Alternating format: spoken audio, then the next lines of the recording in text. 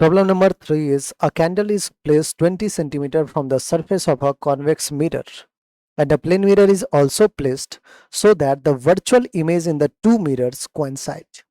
If the plane mirror is 12 centimeter away from the object, what is the focal length of the convex mirror? बच्चों ये सबसे पहले क्या करना चाहिए, हमें एक रे डायग्राम जरूर बनाना चाहिए, है ना। रे डायग्राम से आपको सबसे बेहतर क्लैरिटी जो है वो रे डायग्राम से ही आने वाला है। लेट से हमने क्या किया है बच्चों, यहाँ पे एक कॉन्वेक्स मिरर बना लिया, ठीक है। कॉन्वेक्स मिरर है, पीछे से आपने ऐसे पॉलिश कर दिया है। अब ध्यान समझिएगा, एक अपन क्या करते हैं यहाँ पे प्रिंसिपल एक्सिस भी बना लेते हैं, है ना। एक प्रिंसिपल एक्सिस बना लिया। कह रहे हैं कि a candle is place 20 centimetre from the surface of a convex mirror. So बच्चों यहाँ इसको हम पोल कहते हैं। पोल से 20 सेंटीमीटर पे आपने एक कैंडल को रख दिया है, ठीक है। लेट से ये वो कैंडल है, 20 मीटर पे आपने एक कैंडल रख दिया है। And a plane mirror is also place so that virtual image in the two mirror coincides. Of course बच्चों यहाँ से जो रे जाएगा, यहाँ से जो रे जाएगा और वो रिफ्लेक्ट होके कुछ ऐसे चला जाएगा और कहीं ना कहीं इमेज कहाँ पे बनेगा, इधर कहीं ना कहीं इमेज बनेगा। अब कह रहा है बच्चों कि जो हमारा प्लेन मिरर है वो भी तो वर्चुअल इमेज ही बनाएगा। तो आप क्या कीजिए, प्लेन मिरर को भी जो है, ठीक है, प्लेन मिरर को भी यहाँ पे पहले तो अलाइन कर दीजिए, यहाँ पे खड़ा कर दीजिए। हमने क्या किया, प्लेन मिरर को, if plane mirror is 12 centimetre away from the object, so this is the object, object से 12 सेंटीमीटर।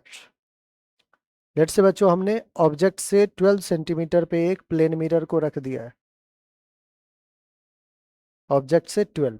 सो ये अगर बच्चों 12 सेंटीमीटर हो गया तो ये बाकी कितना हो गया, 8 सेंटीमीटर। ऑब्जेक्ट अगर 12 सेंटीमीटर पे प्लेन मिरर से है तो क्या इमेज 12 सेंटीमीटर बैक में बनेगा, बिहाइंड द मिरर। तो बच्चों 8 सेंटीमीटर तो यहाँ हो गया, लेट से कुछ ना कुछ इमेज जो है 4 सेंटीमीटर और इधर कर दीजिए, यहाँ पे एक ऑब्जेक्ट जो है वो तैयार हो गया, ठीक है।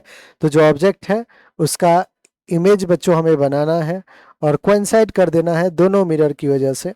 ऑलराइट, तो अब मैं इसको हटाता हूँ, रे डायग्राम को हटाता हूँ। बहुत ही सिंपल पिक्चर आपके सामने है बच्चों कि एक प्लेन मिरर जो है वो इमेज कहाँ बनाएगा, बिहाइंड द मिरर। कितने पे बनाएगा, अगर ऑब्जेक्ट से 12 पे है तो इमेज भी 12 सेंटीमीटर बिहाइंड बनना चाहिए।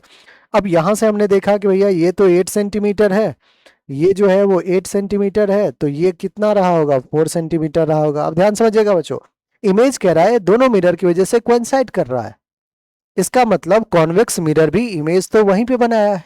अब कॉन्वेक्स मिरर के लिए, for convex mirror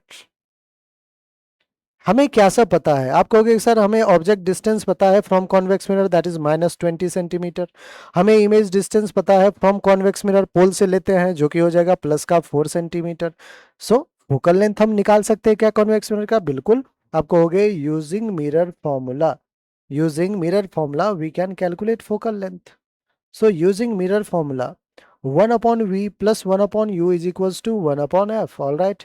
1 upon V is plus 4 plus का 1 upon U is -20 which is equals to 1 upon F. All right बच्चों, यहाँ से देखिए 4 और 20 का एलसीएम 20 ले लीजिए, प्लस 4 5 जा, प्लस का 5, -20 1 जा, which is equals to 1 upon। Alright, तो यहाँ से बच्चों हमें क्या मिलेगा, 5 - 1 will be 4, 4 upon 20 is equals to 1 upon F. 4 1 जा, 4 5 जा, focal length will be 5 centimeter, and since it is convex mirror so focal length must be positive, that is plus 5 centimeter, which is our option number 4. All right, so option 4 is our correct answer.